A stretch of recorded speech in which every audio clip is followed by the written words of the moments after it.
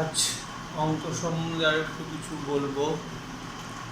অঙ্ক আমি শেখানোর জন্য করাই, অঙ্ক আমি মুখস্থ করার জন্য করাই না।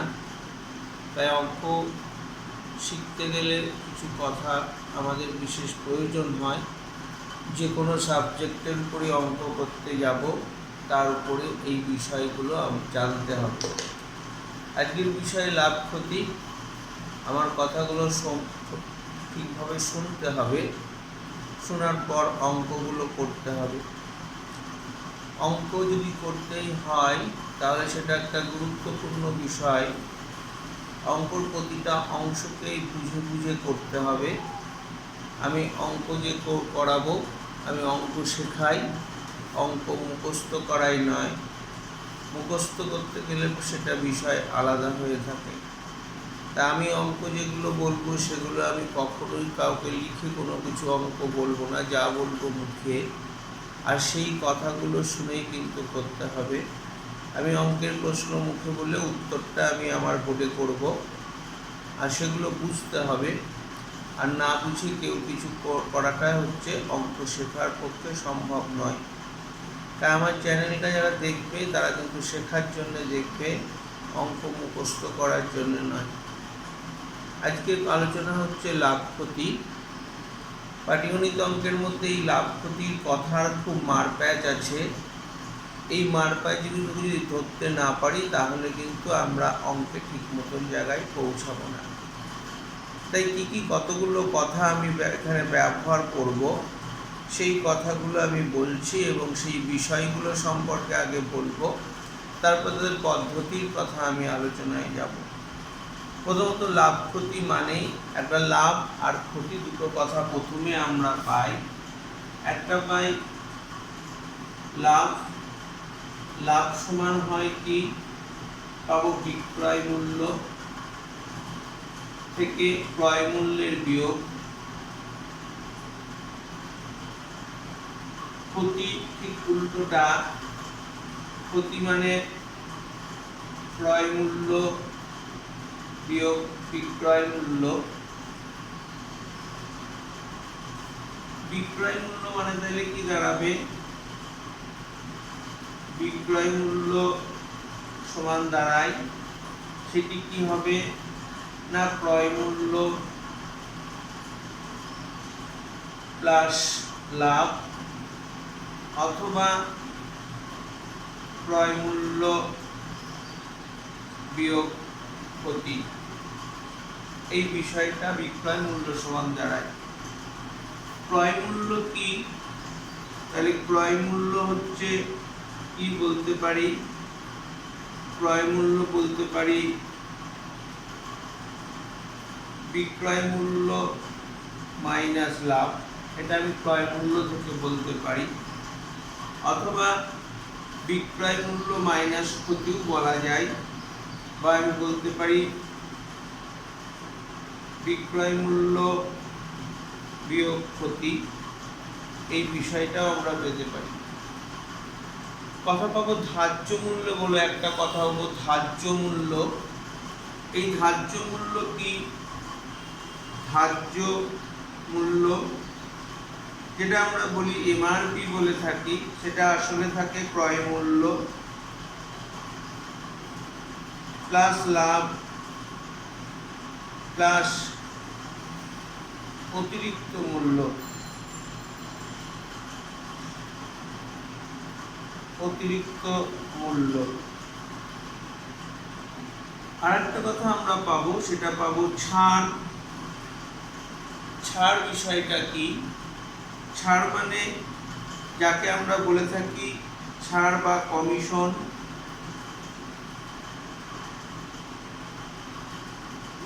কমিশন এটা হচ্ছে ধার্য মূল্য থেকে কিছু বাদ, অর্থাৎ এখানে থাকবে ধার্য মূল্য বিয়োগ অতিরিক্ত মূল্য,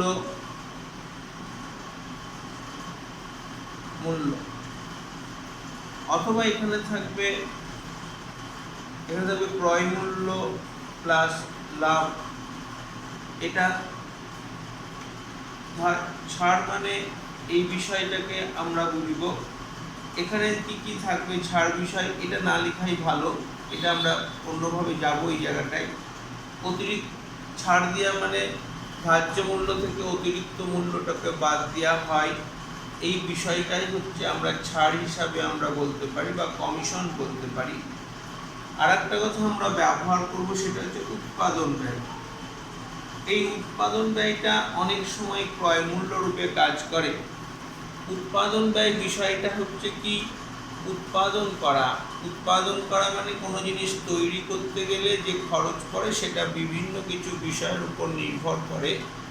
আমি যদি একটা বইকে ছাপাতে যাই, সেক্ষেত্রে কতগুলি খরচ আমার পড়বে।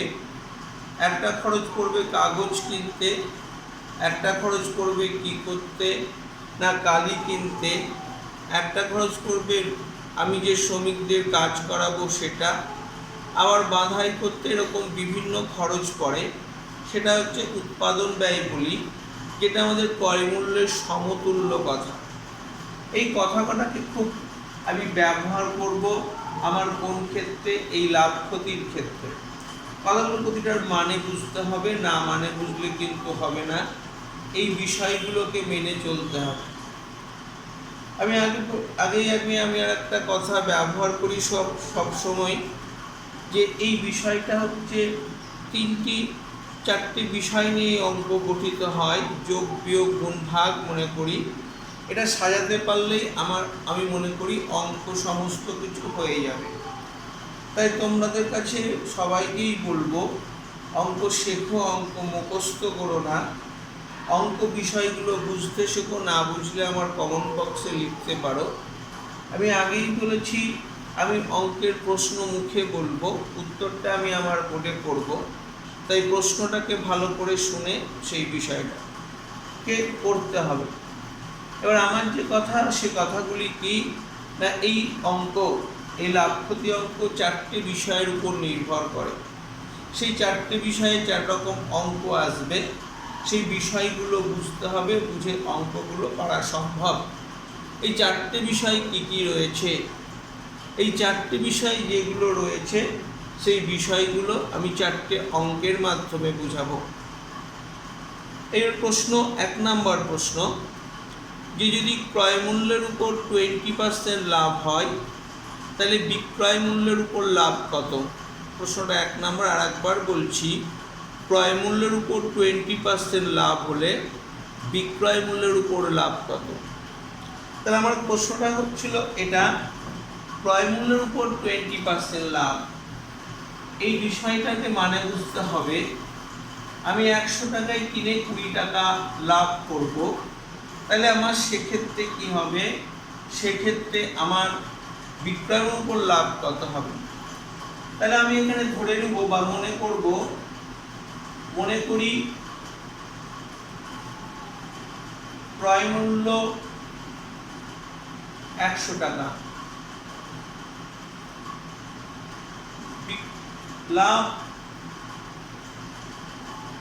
লাভ সমান 20%। সুতরাং বিক্রয় মূল্য 100 প্লাস 20 সমান 120 টাকা। এবার এই পিকনিমে করবো না, আমরা সবসময় তৈরাশিকে করব। এই তৈরাশিকে করার একটা সুবিধা কি, সেটা হচ্ছে এখানে সবসময় সরল সম্পর্ক হয়। আমি তৈরাশি খুব সহজভাবে আমি ব্যাপারটাকে বোঝানোর চেষ্টা করব। আমার একটা সমস্যা হয়, অর্থাৎ গণিতের সমস্যা আমরা লিখি, আমি অত ভাষায় যাচ্ছি না, কারণ আমার দ্বারা ভিডিওটা লেন্দি হয়ে যাবে, সেই জন্য আমি খালি সংক্ষেপে বলছি। বিশেষ সমস্যা বললাম, গণিতের সমস্যা বলে লিখতে পারি। এবার বিক্রয় মূল্য আর লাভ, যারা নিচু ক্লাসে পড়ো তারা এই বিষয়টাকে লিখে নিবা, যে বিক্রয় মূল্য বাড়লে লাভ বাড়বে, বিক্রয় মূল্য কমলে লাভ কমবে। এই বিষয়টাকে কিন্তু মনে রাখতে হবে। এখানে সব সরল সম্পর্ক হয়, তাই এখানে আমরা সরল সম্পর্ক হিসাবে তৈরাশিক করব। তাহলে প্রথমে বলেছি 120 টাকায় লাভ 20 টাকা, শতকরা বলায় 100 টাকায় লাভ কত? এখানে কথাটা লিখে নিতে হবে। ক্রয় মূল্য বিক্রয় মূল্য লাভের মধ্যে সরল সম্পর্ক। তাহলে আমি এখানে উত্তরটা বের করছি, লাভ সমান 20 গুণিত সরল সম্পর্কে উল্টে যায় 100/120। এবার সুন্দর কাটাকুটি করলেই আমার অঙ্কের উত্তর বেরিয়ে আসবে 3 50 50/3 16/2/3।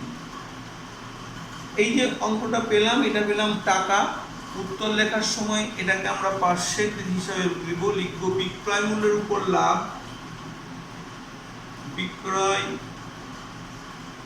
মূল্যের উপর লাভ 16/2/3।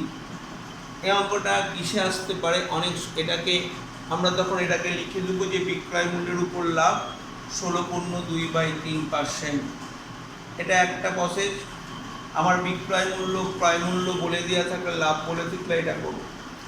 এটা তো একটু ঘুরিয়ে বলছি। বললাম বিক্রয় মূল্যের উপর 20% লাভ হলে ক্রয় মূল্যের উপর লাভ কত?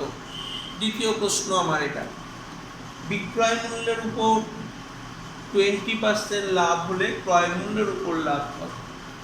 ঠিক অন্যভাবে একই বিষয় একই রকম পড়বো। এই কথাটার মানে কিন্তু ক্লিয়ার করতে হবে। আমি বলেছি বিক্রয় মূল্যের উপর 20% লাভ, তার মানে কি? তার মানে হচ্ছে আমি 100 টাকাতে বিক্রি করেও আমার তার মধ্যে 20 টাকা লাভ রয়েছে। তাহলে আমার প্রশ্ন এখন, তাহলে আমি কি করব?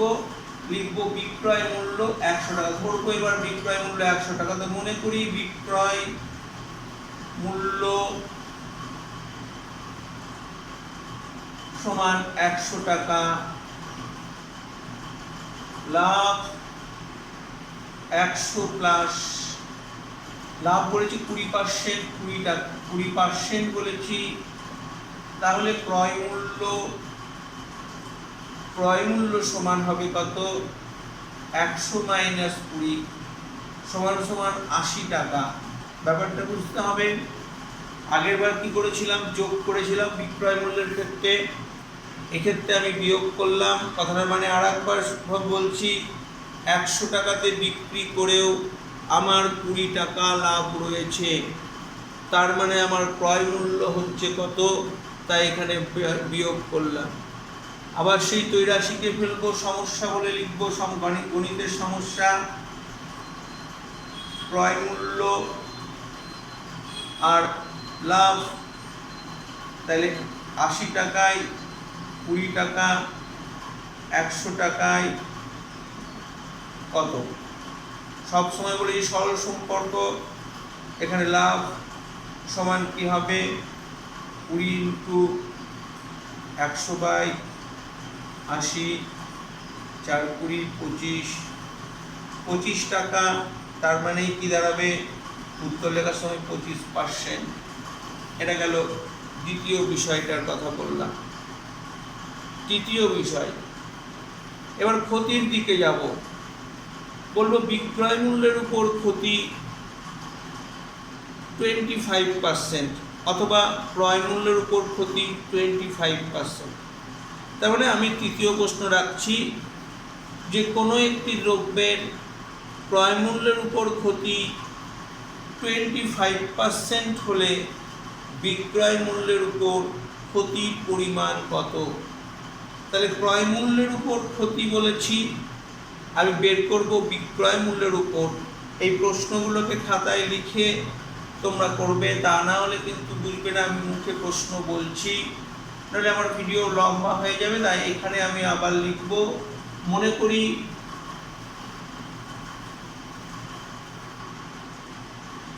করি ক্রয় মূল্য আবার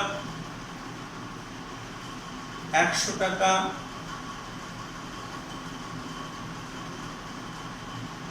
ক্ষতি সমান কত? ক্ষতি মানে 25% বলেছি, 25% বিক্রয় মূল্য তাহলে কত হবে? ক্ষতি হলে আমার বিক্রয় মূল্যের ক্ষেত্রে কমে যাবে 25%। কেন 100 টাকাতে কিনে আমি 25 টাকা ক্ষতি করে ফেলেছি, তা আমার বিক্রয় মূল্য দাঁড়াবে 75 টাকা। তাহলে এবার আমি আবার লিখব বিক্রয় মূল্য, গণিতের সমস্যা এটা, আর লিখব ক্ষতি। তাহলে বিক্রয় মূল্য 75 টাকা, ক্ষতি 25 টাকা। তাহলে শতকরা আমরা সবসময় বের করছি 100 টাকায় কত। তাহলে এখানেও সেই সরল সম্পর্ক, অঙ্কগুলো যেন ঐকিক নিয়মেও করা যাবে, অনুপাতেও করা যাবে। তবে আমি মনে করি সবচেয়ে সহজ যে বিষয়টা, সে বিষয়টা হচ্ছে এখানে ত্রৈরাশিকে করা সবচেয়ে কম সময়ে এটা হবে। তাহলে 100/3 টাকা মানে এটা হচ্ছে 33.1 টাকা, বা একে আমরা পার্সেন্ট করতে পারি। এটা উত্তর লেখার সময় পার্সেন্ট করব। তাহলে এই পরিমাণটা আমার কি হলো? বিক্রয় মূল্যের উপর ক্ষতি তখন লিখতে হবে, বিক্রয় মূল্যের উপর ক্ষতি। আরেকটি নাম্বার 4 নাম্বার যে বিষয়টা, সে বিষয়টা হচ্ছে বিক্রয় মূল্যের উপর ক্ষতি। এবার কি লিখব? হলো বিক্রয় মূল্যের উপর যদি 10% ক্ষতি হয়, তাহলে ক্রয় মূল্যের উপর ক্ষতির পরিমাণ কত? তাহলে কি প্রশ্নটা কি করলাম? বিক্রয় মূল্যের উপর 20% না 10% ক্ষতি হলে ক্রয় মূল্যের উপর ক্ষতির পরিমাণ কত? তাহলে এবার বিক্রয় মূল্য লিখব। চতুর্থ বা শেষ এই বিষয়টা, এই 4টি বিষয়ের কথা বলেছিলাম, শেষ বিষয়টা হলো এই 4th নম্বর বিষয়। তাহলে আমাকে এখানে ধরতে হবে বিক্রয় মূল্য সমান কত টাকা? 100 টাকা। ক্ষতি বলেছি কত? ক্ষতি বলেছি 10%। তাহলে ক্রয় মূল্য কত? আবার কথাটাকে ভেঙে বোঝার চেষ্টা করবা, তা নাহলে অঙ্ক ভুল হয়ে যাবে। আমি 100 টাকাতে বিক্রি করেও আমার 10 টাকা, তার মানে 10 টাকা ক্ষতি রয়েছে। তাহলে ক্রয় মূল্য কত হবে? তাহলে এখানে যোগ হবে 100 + 10। কথাটা আর একবার বলছি, এই জিনিসটা আমরা খুব ভুল করি। সেই জিনিসটা কি? 100 টাকাতে বিক্রি করেও আমার 10 টাকা ক্ষতি রয়েছে, তার মানে অর্থাৎ আমার ক্রয় মূল্য দাঁড়ালো 110 টাকা। এবার আবার সেই একই রকম ত্রৈরাশি, ক্রয় মূল্য, আর এখানে কি লিখব? ক্ষতি। তাহলে এখানে ক্রয় মূল্য কত? 110, ক্ষতি কত? শুধু 10। শতকরা বের করব, তাই এখানে টাকা, এটাও টাকা। একই রকম হবে, সবই সরল সম্পর্ক বলেছে, এখানে দ্বিতীয় কোনো চিন্তা করার কথাই নেই। আমি খুব এই বিষয়টা, তাহলে কত দাঁড়াচ্ছে? দাঁড়াচ্ছে 9×9=99, 1/11 টাকা, বা এত পার্সেন্ট লিখতে হবে, বা এগুলো এমসিকিউ খুব থাকে। তাই চাকরির যারা পরীক্ষার জন্য প্রস্তুত হবে, তারা এই 4টে বিষয়ের উপর লাভ ক্ষতিকে চিন্তা করবে, তাহলে হবে। তবে হ্যাঁ, লাভ ক্ষতিতে প্রচুর কথা ঘুরিয়ে থাকে, সেই কথাগুলোকে না বুঝলে লাভ ক্ষতি খুব কঠিন, আর যদি বোঝা যায় খুব সহজ হবে। তোমরা এই বিষয় 4টে বোঝার চেষ্টা করবা। কার কি অঙ্কর প্রবলেম আছে বলবে, আমি সেই অঙ্কগুলো বোঝানোর চেষ্টা করব। আমি পরের দিন এই লাভ ক্ষতি থেকে বেশ কিছু অঙ্ক নিজের মুখে বলবো, আর সেভাবেই তোমরা কি করবে, সেভাবে তোমরা সেই অঙ্কগুলোকে খাতায় লিখে নিয়ে করার চেষ্টা। আর বিষয়টা হচ্ছে, আমি অঙ্ক বারবার করে একটা কথাই বলবো, আমার ভিডিও একটু বড় হবে, তার কারণ আমি অঙ্ক শেখানোর জন্য করাই, অঙ্ক করে দিই না আমি সব সময়। তোমরা যদি না বুঝো লাভ ক্ষতি সম্পর্কে, তখন সেই বিষয়টা আমাকে জানাবে, আমি সেগুলো দেখব কি কোন জায়গাগুলো বোঝা যাচ্ছে না, বা কোন অঙ্কটা তোমরা পারছো না, সেই বিষয়গুলোকে দেখব। তাই ভিডিওটা সংক্ষেপে করার জন্য আজকে এখানেই শেষ করছি লাভ ক্ষতি সম্পর্কে। পরের ভিডিওতে আমি আবার দেব বিভিন্ন অঙ্কগুলো সম্পর্কে। আমি এবার কতগুলো অঙ্ককে বিভিন্নভাবে ঘুরিয়ে পেঁচিয়ে থাকে, সেই অঙ্কগুলোকে আমি কী করব? তুলে ধরব, এবং সেই অঙ্কগুলোকে আমি তোমাদেরকে দেখাবো কীভাবে করতে হবে। আজকের মতন গুড বাই। ভালো লাগলে চ্যানেলটাকে ফলো করো।